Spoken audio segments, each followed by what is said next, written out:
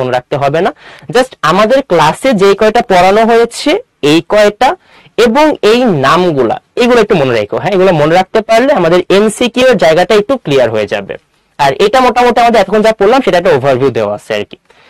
আচ্ছা, এরপরে হচ্ছে আমাদের কতগুলো অ্যাসিডের নাম দেওয়া হয়েছে, নামগুলো মোটামুটি আমরা অলরেডি সবাই লিখে একবারও দেখি নেই আর কি, মানে এতক্ষণ অক্সালিক অ্যাসিডটা ছিল না, মাত্র অক্সালিক অ্যাসিডটা শুরুই করছি। ফসফরিক অ্যাসিড, পাঁচগুলো সংকেত মুখস্থ, এই তিনটা মোট মুখস্থ করে ফেলবে পড়াশোনা একটু জাস্ট এই আমাদের সকলকে কিছু মনে হচ্ছে বেগুজব করে শেষ কুইজের এরকম এই জিনিসটা কিন্তু ক্লাসের শুরুতেই লিখে দিয়েছিলাম। যারা ও আমার এখানে সিএও লেখা আছে, এই সিএও, আচ্ছা এটাকে বক্স না করি, জিনিসটা একটু বাজে হবে। সিএও, বাচ্চারা খাতা কলম নিয়ে রেডি হবে, শুরু করে দাও। খাতা কলম নিয়ে লিখতে হবে, কিন্তু আমি যা যা লিখছি সবকিছু লিখতে হবে। সিএও প্লাস HCl, এই সিএও এই জিনিসটার নাম হচ্ছে চুন। সবাইকে মনে রাখতে হবে সিএও এই জিনিসটার নাম হচ্ছে চুন। চুনের সঙ্গে আমি যোগ করছি HCl, HCl মানে জানি কি ছিল, হাইড্রোক্লোরিক অ্যাসিড ছিল। সো চুনের সাথে আমি যোগ করছি হাইড্রোক্লোরিক অ্যাসিড। তোমরা কিন্তু আগের ক্লাসে এই রিঅ্যাকশনটা দেখে আসছো, প্রশমন বিক্রিয়া, তাই না? এখানে কিন্তু মেইনলি প্রশমন বিক্রিয়াই হবে। কি রকম দেখো, এই যে অংশটুকু আছে ও আর এই এইচ, ও আর এইচ এইটুকু মিলে তৈরি করবে হচ্ছে পানি। অলওয়েজ মনে রাখবা অ্যাসিড এবং ক্ষারকে যদি পাশাপাশি রাখা হয়, তখন বলতে পারো ভাইয়া ক্ষার কারা? ক্ষার তারাই হবে যাদের লাস্টে এরকম একটা OH টান থাকবে, যাদের লাস্টে এরকম একটা OH, KOH, NH4OH। বাচ্চারা লিখতে হবে কিন্তু, এগুলো অবশ্যই লিখতে হবে, সবাইকে লিখতে হবে। হ্যাঁ, OH টানটা থাকবে, তাদেরকে বলা হয় হচ্ছে ক্ষার। তো দেখো, যখনই আমরা কোনো ক্ষার নিয়ে কাজ করব, কাজটা এরকম, সবাই কিন্তু লিখবা, সবাইকে লিখতে হবে। খেয়াল করেন, এই OH টা এই H এর সাথে বাকি সবকিছু বাদ দিয়ে দাও, জাস্ট দেখবা যেখান থেকে OH শুরু হয়েছে, ওটা যেখান থেকে শুরু হয়েছে, এই O এর পরের H আর তারপরের এই H, এই সব কিছু মিলে একসঙ্গে তৈরি হয়ে যাবে পানি। আবার দেখো OH আর H, এই তিনটা অংশ একসঙ্গে মিলে তৈরি হয়ে যাবে হচ্ছে পানি। দেখো, যদি OH আর H চলে যায় থাকবে কি? তাহলে খুব মনোযোগ দিয়ে খেয়াল করো, যদি OH আর H টা চলে যায় তাহলে থাকছে কি? এখানে একটা NH4 আছে, এখানে একটা Cl আছে।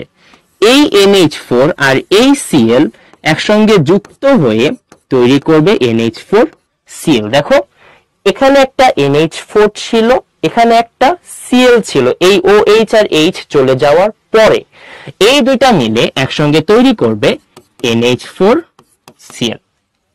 সিমিলারলি এখানে একটা পটাশিয়াম ছিল, এখানে একটা SO4 ছিল।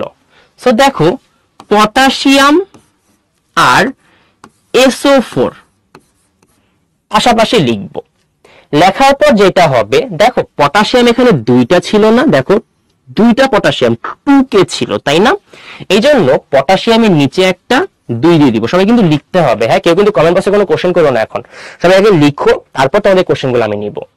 এখানে দেখো ক্যালসিয়াম আছে, আর এখানে কি আছে? একটা ক্লোরিন আছে।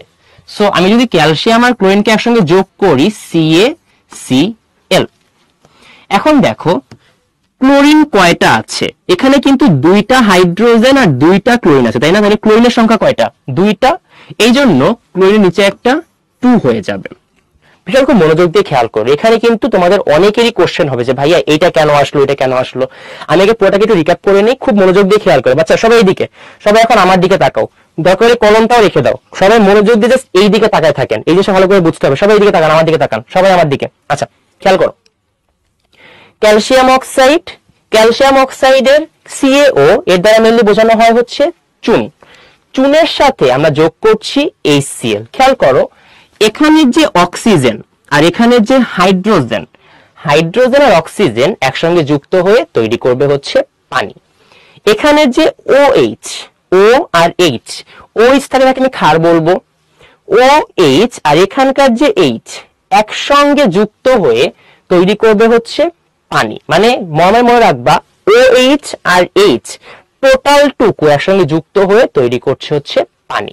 সিমিলারলি এখানেও কি আছে দেখো তো, একটা ও আছে, একটা এইচ আছে, আর এখানে আরেকটা এইচ আছে। সো টোটালটা মিলে কি তৈরি করবে, একটা পানি তৈরি করবে। দেখো আমি কিন্তু পানি তৈরি করে ফেলছি। পানি তৈরি করার পর রইলো কি দেখো তো, এখানে একটা NH4 আছে, এখানে একটা Cl আছে। NH4 আর Cl একসঙ্গে যুক্ত হয়ে তৈরি করে ফেলছে NH4Cl। এখানে একটা পটাশিয়াম ছিল তাই না, পটাশিয়ামের পরে ছিল OH, তো OH-টাকে বাদ দিয়ে দাও তাহলে থাকে একটা পটাশিয়াম থাকবে। এখানে হাইড্রোজেনের পরে ছিল H2SO4 ছিল। সো পটাশিয়াম আর SO4 কে পাশাপাশি লিখে ফেললাম।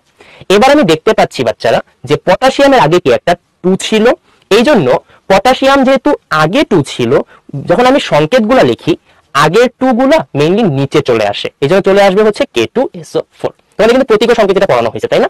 আচ্ছা দেখো ক্যালসিয়াম আর এখানে ছিল ক্লোরিন, সো CaCl পাশাপাশি লিখলাম। এখানে ক্লোরিন ছিল 2টা, দেখো এখানে 2টা ক্লোরিন ছিল, যেটা 2 দেওয়া আছে না, এখানে ক্লোরিন কিন্তু 2টা, এই জন্য এখানে Cl 2 আকারে বসে যাবে। তো খুব ভালো করে বুঝতে হবে, যখনই আমরা এই বিক্রিয়াগুলো লিখবো প্রথমে আমরা H আর OH কে একসঙ্গে লিখবো, আর এরপরে H আর OH কে একসঙ্গে লেখার পরে বাকিটুকুকে হচ্ছে অ্যাজ ইট ইজ লিখে ফেলবো। আর যদি এর সামনে কোনো নাম্বার থাকে সেই নাম্বারটাকে আমরা নিচে ছোট করে লিখে দিব। এই যেখানে দেখো নিচে ছোট করে হচ্ছে লিখে দেওয়া হচ্ছে। এটা হচ্ছে আমাদের ক্ষারক লেখার এবং প্রশমন বিক্রিয়া লেখার একদম বেসিক কনসেপ্ট। আচ্ছা এখন আমাকে বলো তোমার সবাই লিখছো কিনা এবং কারো কোনো প্রশ্ন আছে কিনা ফার্স্ট।